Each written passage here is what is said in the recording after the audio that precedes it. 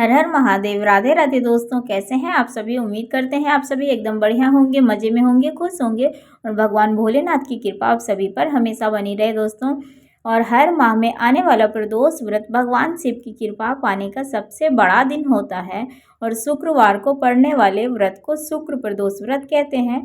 और इस दिन किए जाने वाले प्रदोष व्रत से हमारे घर में सुख, समृद्धि, सौभाग्य का वरदान मिलता है। तो दोस्तों चलिए आप सभी को सुनाते हैं प्रदोष व्रत की कहानी। तो कहानी कुछ इस प्रकार से है। शुक्र प्रदोष व्रत की कथा के अनुसार एक नगर में 3 मित्र रहते थे, जिनमें से एक राजकुमार था, दूसरा ब्राह्मण कुमार था और तीसरा धनिक पुत्र था। राजकुमार और ब्राह्मण दोनों ही विवाहित थे, लेकिन कुछ समय बाद धनिक पुत्र का भी विवाह हो गया, लेकिन अभी तक उसका गौना नहीं हुआ था। इसलिए धनिक पुत्र की पत्नी अभी मायके में ही रहती थी। एक दिन तीनों दोस्त साथ में बैठकर स्त्रियों के बारे में चर्चा कर रहे थे, जिस पर ब्राह्मण कुमार ने स्त्रियों की तारीफ करते हुए कहा कि नारीहीन घर भूतों का डेरा होता है। धनिक पुत्र ने जैसे ही ये बातें सुनी तो उसने तुरंत ही अपनी पत्नी को घर से लाने का निश्चय कर लिया।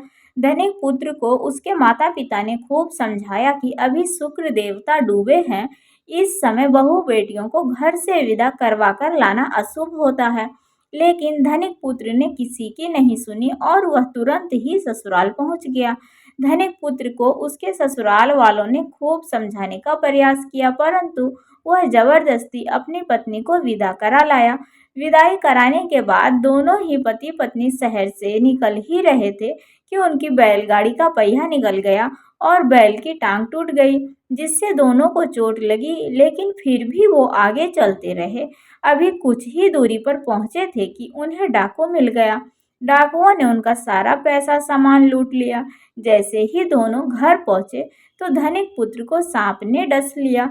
उसके पिता ने वैद्य को बुलाया तो वैद्य ने बताया कि इसके 3 दिन में ही मृत्यु हो जाएगी।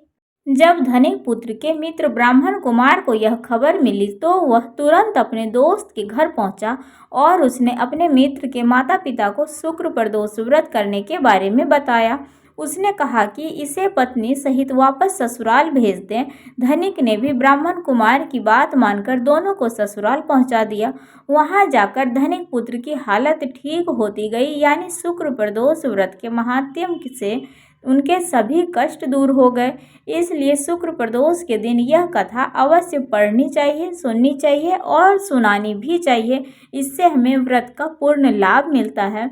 तो दोस्तों शुक्र प्रदोष व्रत की कहानी कुछ इस प्रकार से है और इस दिन की पूजा प्रदोष काल में ही की जाती है, जैसे कि शाम के टाइम में। तो दोस्तों हमारी यह कथा अगर आप सभी को अच्छी लगी हो तो वीडियो को लाइक, चैनल को सब्सक्राइब, कमेंट, शेयर जरूर से करें। तो आप लोगों से मिलते हैं फिर से एक अगले वीडियो में। तब तक के लिए राधे राधे, जय श्री हरि विष्णु, हर हर महादेव।